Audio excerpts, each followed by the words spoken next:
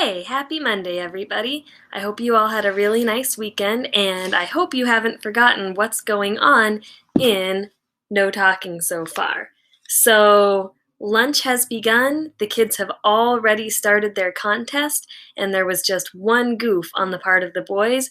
Now it's time for Chapter 10, which is called Recess. So, before I begin, I want you to just take a moment to imagine and predict how this recess is going to look. Can you picture a bunch of fifth graders all out at recess, not saying a word? Kind of a strange thought, huh? Well, let's see how it goes. Mrs. Marlowe was the fifth grade science teacher, and it was her day for outdoor recess duty. As she was gulping down a quick lunch in the teacher's room, Mr. Lipton, the custodian, stuck his head in the door and said, "Anybody want to see a miracle? Go check out the cafeteria. The fifth graders aren't talking today, not even whispering. It's like a funeral in there." But Mrs. Marlowe didn't have a moment to spare.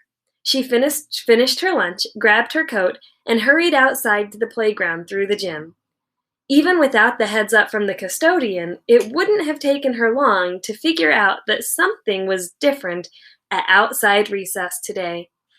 Every teacher knows the sound of a normal, happy playground at lunchtime. Kids talking and yelling and chasing, and all the arguments about who's it and who's out and who ran faster. Not today. Mrs. Marlowe could tell that a whole layer of spoken sound was missing. Gone. Absent. Except not completely. Because the kids did make some slip-ups during their first wordless recess. Allie Bedford got caught whispering to Lena Henderson by the swing set, and when a group of boys stood and shook their fingers at her, she held up 8 fingers to show how many illegal words she had said. Christina Farley didn't have to confess, because half the kids on the playground heard exactly what she said, loud and clear. She stomped her feet, stuck out her tongue at Rachel Morgan, and then shouted, "You're a terrible friend, and you lie, and you're selfish, and I don't care how many words this is, and you're mean, too." Which was 23 words. Christina's goof, plus the 8 words Allie whispered, meant that Dave got to record, how many? 23 plus 8? 31 points against the girls on his official score sheet, which wasn't as fancy as Lindsay's red notebook, just a couple of folded index cards stuffed in his pocket. But the boys weren't perfect either. Scott Vickers booted a kickball down the third baseline, and when 2 boys made the foul ball motion, he yelled, "Foul? Are you crazy? No way! That ball was fair!" And Scott would have kept on yelling, but Bill Harkness tackled him and clamped a hand over his mouth, which Scott bit, but not hard enough to make Bill yell any words. That incident cost the boys 10 points. And then there was the first case of trickery. Katie Edison snuck up behind Jeremy Stevens, who was standing by the sliding board, tapped him on the shoulder, and when he turned his head, she gave him a big, noisy kiss on the cheek. Jeremy howled and wiped his face and flew into a fit of cootie-itis.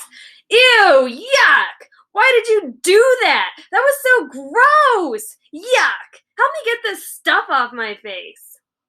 Which was 20 more points for the girls. Plus, Katie actually enjoyed her sneak attack. She'd had a top-secret crush on Jeremy for 2 months. Even though there were only a few word blasts, it certainly wasn't quiet out there, and it got noisier and noisier as the end of recess got closer. That's because everyone began to realize that this was not a contest to see who could be silent. It was just about not talking. Sounds were allowed as long as they weren't words. Dave was near the door of the gym and began whistling. He was instantly joined by 4 other boys. They whistled every song they could think of. "Row, row, row your boat," "Now I Know My ABCs," "London Bridge is Falling Down," Barney's marching song, the Star Wars theme song, Old MacDonald had a farm, I've been working on the railroad, rubber ducky, on and on. The whistling was mostly off-key, but it was a grand performance anyway, with lots of clapping and hooting between tunes. Somewhere near the middle of the whistling concert, 6 or 7 girls began screaming. These were not the kind of screams that make grown-ups come running. They were just an ugly assortment of squeals and yelps and shrieks that everyone else found very annoying. Spaced out around the edge of the playground, the girls bounced their high-pitched sounds around like a beach ball at a baseball stadium. Ee-yow! Ooh-wee! Woohoo! Yee! They made lots of noise, but they weren't talking. Some other girls were jumping double dutch, and since they couldn't chant the rhymes, the kids who weren't jumping or turning the ropes clapped out the rhythm of the words with their hands. The quietest activity involved 4 girls who had a printed folder that showed how to use American Sign Language. They sat in a circle on the ground and practiced their hand signals. And to round out the soundscape, Bradley Lang and Tyler Rennert were cruising around the playground, bothering as many girls as possible by making all sorts of mouth sounds. Clicks, pops, roars, quacks, barks, burps, and especially those loud bathroom noises created by putting the palms of both hands over the mouth, puffing up the cheeks, and blooping out a blast of air. Mrs. Marlowe could see there was plenty of activity, but those high-pitched playground voices, all that buzz and chatter and calling out, all that was definitely missing. There was no mistaking it. These kids were not talking, which would have been unusual for any bunch of students. For this group of kids, the custodian had called it right. It was practically a miracle. But why?